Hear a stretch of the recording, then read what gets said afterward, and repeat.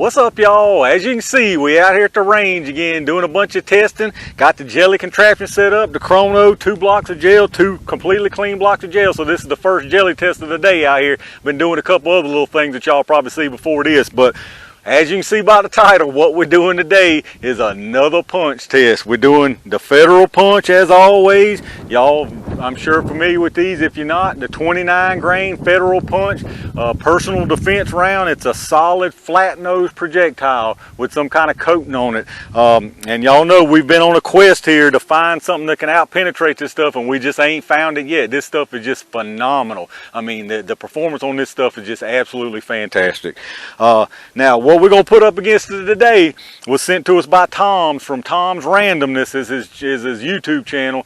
And y'all might be familiar with these. I don't have the box, but I'll put a picture of the box up here.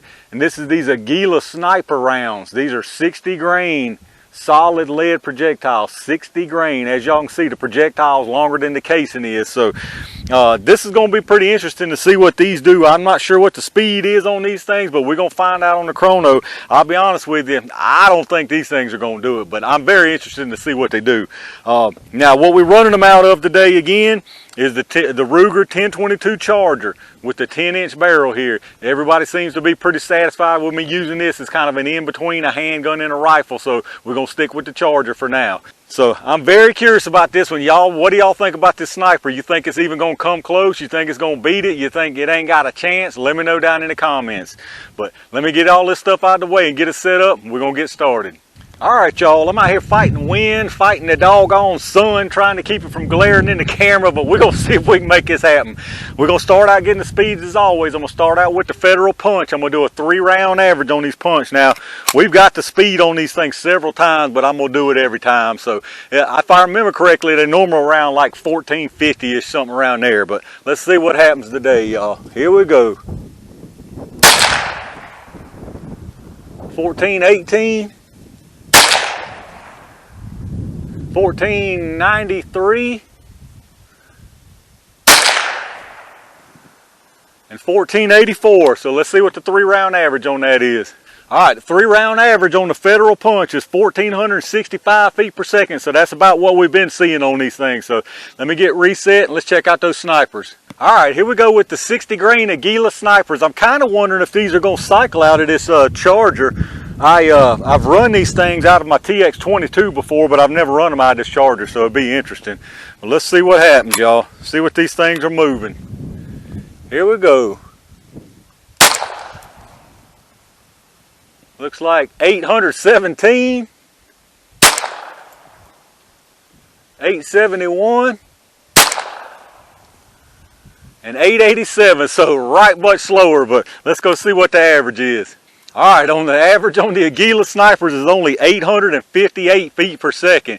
And if y'all remember again on the punch, it was 1465. So 707, 710 feet per second, somewhere around in there. That's a huge, huge difference. Almost twice the speed these punch are moving. I don't think even with that extra weight, these snipers are gonna cut it. But let me get this stuff out of the way and y'all know what time it is. All right, y'all, it's punch sniping jelly time. We're going to start out with the punch first.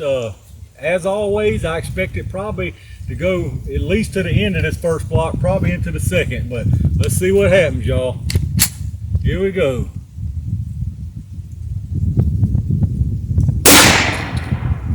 All right, nice clean hit. Let's go down there and see what happens.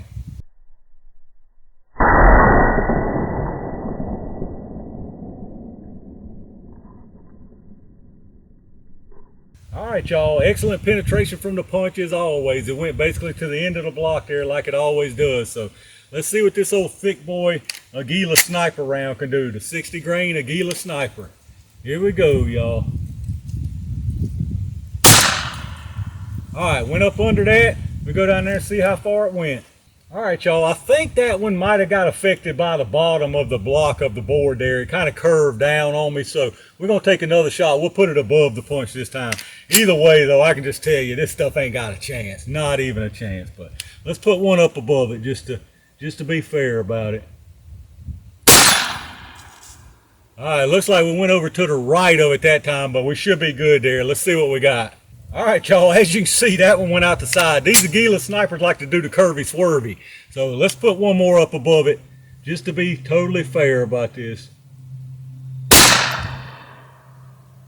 All right, I'm not even sure. I think I went to the left of that second one we shot. So let's go down there and see if that one stayed in.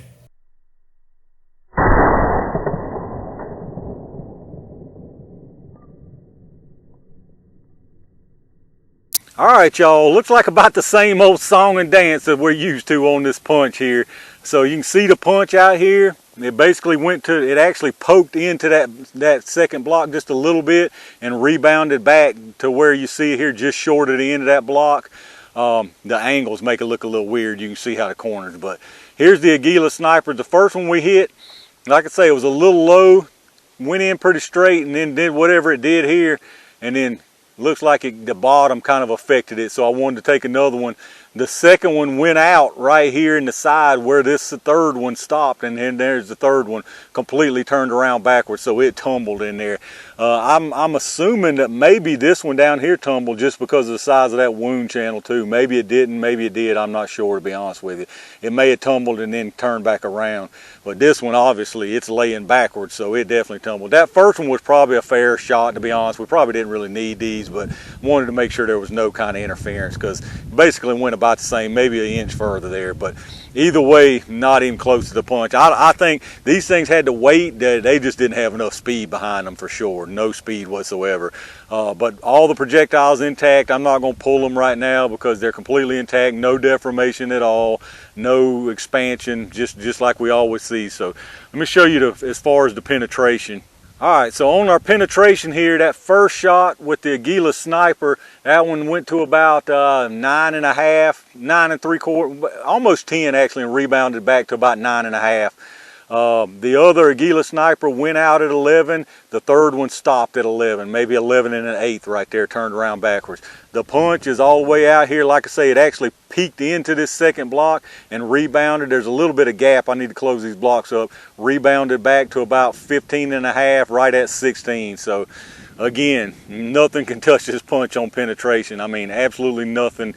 Heavy, light, fast, slow, nothing has come close so far. I mean, this punch is just a crazy good round. Let me give y'all a quick look at the wound channels and then we'll wrap it up. All right, bring in a little bit closer. You can see the Aguila sniper on the bottom there. Like I say, I'm guessing that probably tumbled right there where that wound channel is. Maybe not, who knows. It's hard to kind of see. That very bottom right here, that's the punch. These two on the top are the Aguila snipers. You can see one of them went out right there and the other one stopped backwards, exactly where that other one went out. The punch kept trucking. Like I was saying, there's a little bit of gap right there, but you can see it poked into that second block and then rebounded back. Overhead view, not a whole lot to see down here. You can see down on the bottom, very bottom, that's that first sniper. But you can see the punch, again, way out here.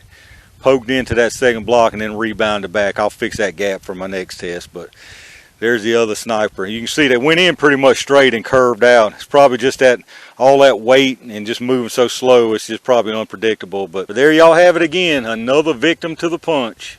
Well, here we go again, y'all. We're familiar with this whole scenario here. At the end, we're always talking about which one the punch took down this time. And this time it was the Aguila sniper. I'll be honest, after seeing them speeds out of those things, I pretty much knew there was no chance. They got the weight for sure, but I think they went too much weight and too little speed this time. We still ain't found that sweet spot. I got a feeling there's something out there that is in that sweet spot, but we just ain't found it yet. So I'm going to keep looking here for a little bit for sure.